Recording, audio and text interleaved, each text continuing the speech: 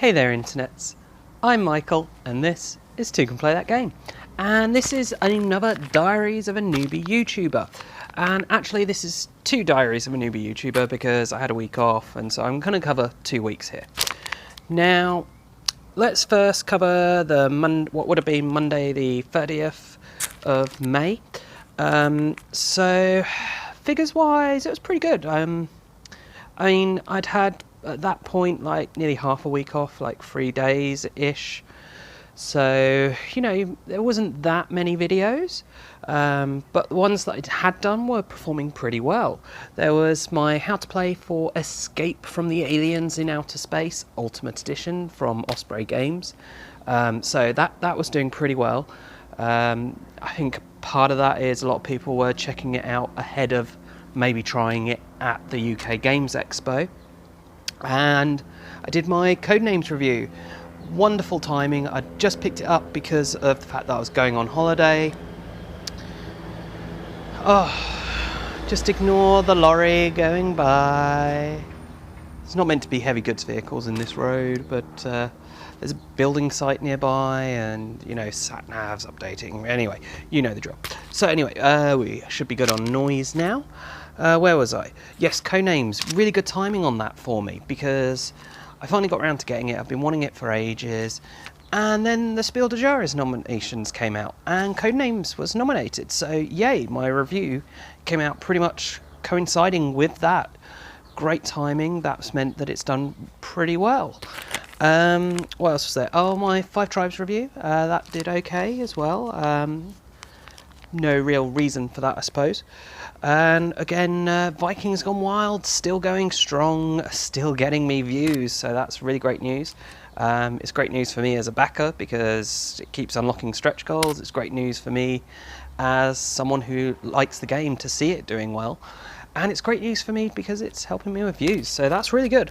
I wish all of the Kickstarter games that I do had that effect, but yeah, it's hit and miss, I suppose. So yeah, then I went off on holiday to the Yorkshire Dales, which was lovely, picturesque, etc, etc. Really bad for communications though. There's no phone signal and stuff, so I did nothing while I was away. I did manage on the Monday to get the figures, so here we go with those figures though. So Facebook, it was 18 weeks, and number of likes was 1,132. Now this was an increase, but it was less of an increase than the week before, but it's not a lot. I'm actually surprised. All the figures, they've done pretty well. As I say, those videos that I did well, so I think that's a big contributor. Despite having half a week off, there hasn't been that big a drop. Yes, there's a drop, but not that big, so I'm kind of pleased with that. Then Twitter, we're at 21 weeks on Twitter. And number of followers is 6,160. So again, you know, not as much of an increase, but still an increase. When I had half a week off, I'm pleased. Then YouTube. So 23 weeks the channel's been on YouTube now. And number of views is 25,880. So really going strong there, really keeping the level of growth up. Just shy of my target amount, despite having half a week off. Lovely. Subs, 1,328. Which, again, it's down, but it's still not that badly down. I'm pleased. It was a good week and I had time off. So let's move on to the next week, which is somewhere in my notepad here. There we go. So we are now talking Monday the 6th of June. So when I can't even remember where I am now. So anyway, might be day or two ago. I don't know when this is going up. But figures are as of then. Obviously, the entire week up to this, I had off. I went straight from the Yorkshire Dales straight to the UK Games Expo. Absolutely fantastic time there. Shame about the traffic getting there. It meant really late. But hey, you know, these things happen. Turns out I wasn't the only one who got stuck in that traffic. So it did feel a bit like I was, so it was good to find out I wasn't. So yeah, there was that. So UK Games Expo, let's talk a bit about that now. It was my first time going as press. Sorry, traffic noise, I'll just let that go. So yeah, it was my first time as press. So that was really a different experience. Now, I'm not going to talk about all the things you can see and do and, you know, what games were played and stuff like that. No, I'm going to leave that for like an expo video type thing. What I just want to talk about here is the being press, the networking, the promoting, all of that stuff, the behind the scenes aspects of that, not the expo itself, but being that at the expo. So it was a real shame I missed the press event. Now, I was never going to make it from holiday to the press event. I knew that going in. Turns out the press event, I think, would have been really, really important and useful for me. Because you do have everyone together, everyone's trading cards, everyone is trying to network. Whereas later on, going around the trade hall, it's very much, yes, look, I am press. Michael from Toucan play that game, you know, if you want a review. It was much more awkward, much more difficult, and I'm not a socially outgoing guy. I'm a very shy guy, and so doing this whole face-to-face selling stuff, hugely difficult. But I think it would be a lot better, although apparently talking to some of the other reviewers, and it was great to meet some of you guys. I hope that you do watch this series. Some of the guys, you know, I have talked to online. I've been, you know, checking out their reviews. We're all kind of going up together. You know, we're helping each other out, helping to promote each other and stuff. So it was really nice to meet them. So just a few shout outs. We've got Angel of Dice. The creaking shelves. What else? We've got board gaming at home. And who else was there that I kind of met? Oh, so many people. Anyway, tons of them out there. There's so many little reviewers out there trying to grow with the industry, and we need your support, and hope that we are getting it. If I have missed anyone off that list, I'm really sorry. I'm exhausted. I'm still recovering from the expo, and I will be recovered at some point, I imagine. So what else was there? Well, as I say, business cards. You know, I got a ton of these lovely little business cards made up, and I was kind of aiming to give these out. You know, be like, aha, you've got a game. Here's my business card. I will do a review of your game. But the people I was tended to be talking to were just volunteer demonstrators. So it really was quite difficult a lot of the time. Some of the smaller publishers, it worked much better for. And I definitely did manage to get rid of some cards. I think in total, though, I only managed to give out 20 cards. Not a great return. But it's still important that I did do that networking. But I think if I had gone to that press event, more of the more important people would have been there gathered, expecting that kind of communication going on. So it would have been better. What else was there from a kind of background point of view to discuss? Press passes are free. So this was a complete shock to me. I thought you still had to pay ticket price. So, you know, me and my wife ordered our tickets as soon as they became available. Was it last year? Probably last year. And then got the press pass this year. We turned up and we're like, all right, get our tickets. This doesn't say that we're press. And they were like, oh, you get the press passes from there. And I was like, okay, go get the press passes. And they were like, oh, why have you got a normal ticket? I was like, don't you need a normal ticket? So that was a pleasant surprise. We got a bit of a refund on that. So at least now I know for the future. Neither my wife or me thought that you would get in for free. I guess that live and learn. What else was there? These flyers. So didn't exactly get in trouble, but did get told to stop giving out flyers. So I had a huge number of these made up. I was a bit slow off the mark actually giving these to anyone, doing anything with these. I did manage to sweet talk a few of the guys who I've got a bit of a relationship with. Thirsty Meeples, who were doing the game library. I asked them if I could leave some flyers at their till. And then also Osprey Games, Yay Games, you know, these great guys who I've got a bit of a relationship there with already. You know, they've sent me games, they're aware of me, we've got a good relationship there. I asked them to put some flyers out. I think maybe next year I'll try and do a bit more of that, but I don't want my flyers to be everywhere, because then people won't bother with them. It's just, oh yeah, that's just that flyer I've seen everywhere else.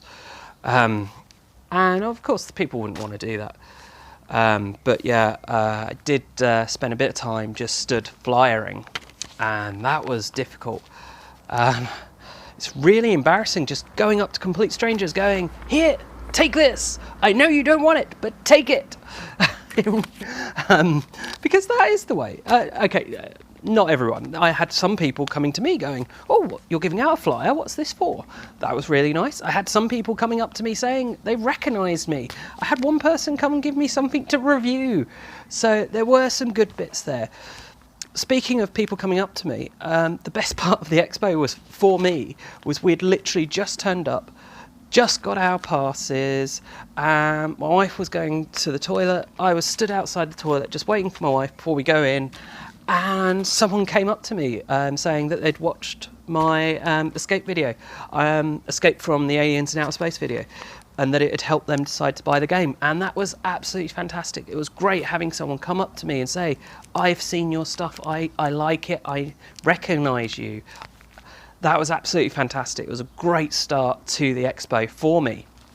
And I'm really sorry I can't remember your name. I've been like swarmed with names, games, blah, blah, blah. I cannot keep it all straight. I'm going to try and write stuff down more, I think, in future, because I do not have the memory for it. But anyway, yeah, so we were giving out the flyers, and the expo staff came around to us.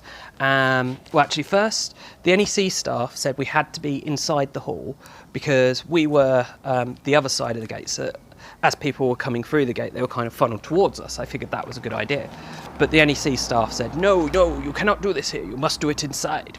So, okay, we went the other side of the barrier. We're talking like 2 meters difference, but okay. And then after about an hour, someone from the expo came up to us. It was actually my wife that they spoke to. They were really polite, really good about it. And I'm really thankful to them for being that way, really. They could have been much worse, much horrible, just kicked us out the show. But they just said, look, you shouldn't be doing that. Please, can you stop? Unless you want to pay us some money to do it.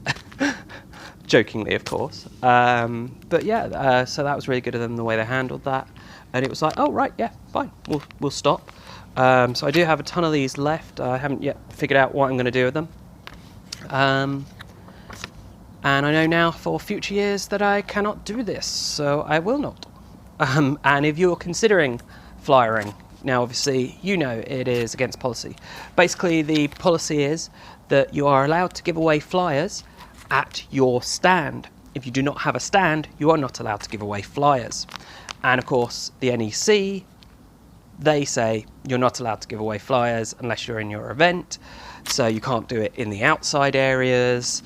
And the hotel doesn't want you doing it, so you can't do it there. So pretty much just, yeah, don't bother with flyers unless you are putting them on a stand. Someone has agreed to have those on their stand, or you have your own stand, which is something I'm maybe considering, although I can't really think how that would work. So we'll see, maybe next year. So yeah, that's the expo. I think that's pretty much everything I wanted to talk about with the expo with regards to that. Was there any more kind of... talk about press facilities there. Obviously that's kind of relevant to this whole behind the scenes look. So the main thing you got for the press pass was A, it was a ticket without paying, which I didn't realise. B was you got access to the press event, which I couldn't manage. And C was that there was a press room that you could use. Now, the press room was incredibly basic. It was the same sort of barriered up system as you had with the seminar room, and of course that meant no ceiling, no soundproofing, so not the best of setups really for that. I'm not sure really what I expected though, but I think it was probably fine. In the end, I didn't need to use it. I did have my charger on me in case I needed to charge anything, and it was good to know there was somewhere I could go to if I absolutely needed to. If, you know, someone was like, oh, let's go do a private thing, I could have done that. I do want to get, before next year, I will hopefully be in a situation to be carrying on this channel, to be doing a Kickstarter, and I hope as part of that Kickstarter to get better equipment, because man, I saw some of the equipment that some of the other reviewers are using. Oh my god, I'm jealous. I want their stuff. But I like to think that I manage a good job with the basic equipment that I can afford at this stage. As I say, if Kickstarter goes well, I can then get, you know, proper camera, proper computer and all of this stuff to do a better job. But for the now, it will be this. When the Kickstarter eventually happens, which I'm doing towards a year in, which might be a problem because then that's clashing with everyone else's Kickstarters. I don't know, I'll just have to see how things go.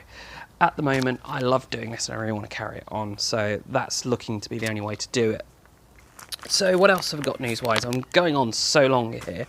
Well, Toucan Win That Game is live once more. So until the 20th of June, you have 2 opportunities to win a copy of Time Stories, because we're giving 2 away. There's an unopened copy and an open copy that I'm using to film videos. So if you're interested in that, make sure you do enter the competition. And I'll try and remember to put a link in the description of this video for that, so you can go and do that. Yeah, it's shipping internationally. It'll cost you absolutely nothing.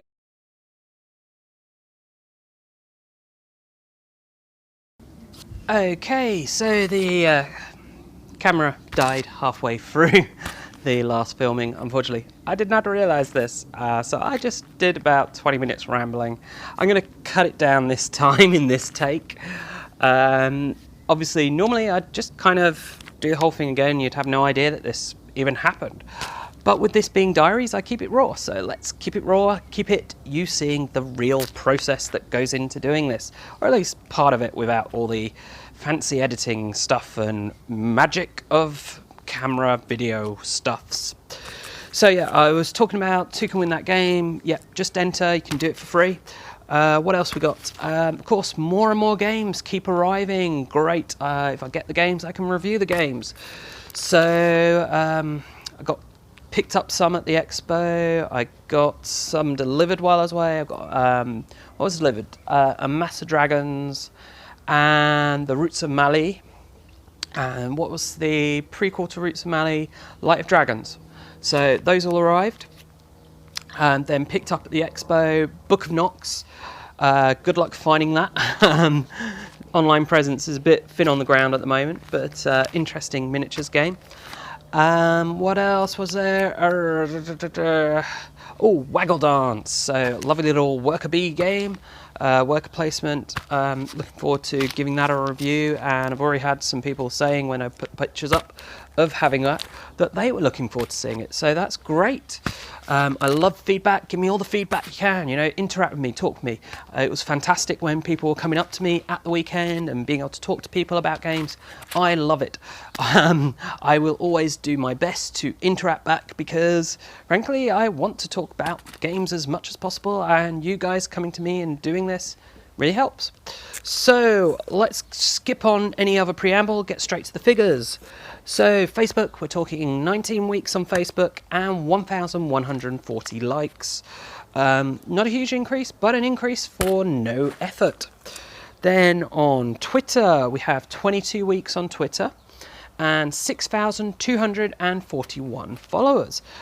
Quite a good little jump again, despite the fact that I was away and doing nothing. So really pleased with these figures. You know, the whole week, it's great to see the figures growing and doing something without me actually having to do anything. That back catalogue doing the work for me, getting people to view, getting people to be interested in the channel enough to then subscribe, like and follow elsewhere. So finally, YouTube. We're talking 24 weeks on YouTube, getting close to the 6-month mark. It'll be really great when we hit that. Views 27,337. So good number of views, a really good increase. Again, you know, shy of where I would like to be, but given I did nothing, that is a lovely increase. I'm really happy with that. Subs 1,351. Actually a bigger increase than the previous week, so really good to see that. I think that might be partly due to expo interactions, partly due to the competition causing people to sub. Don't really know. I think because Toucan Win That Game went live a couple hours before this, and there was a bump in those few hours, so 3 or 4 at least, so I think that may have had something to do with it. Okay. As always, thanks for watching. Do the whole subscribing and everything, and interact with me. I love you all for watching these videos and for being part of this channel and part of this experience for me. Okay, as always, thanks for watching and bye for now.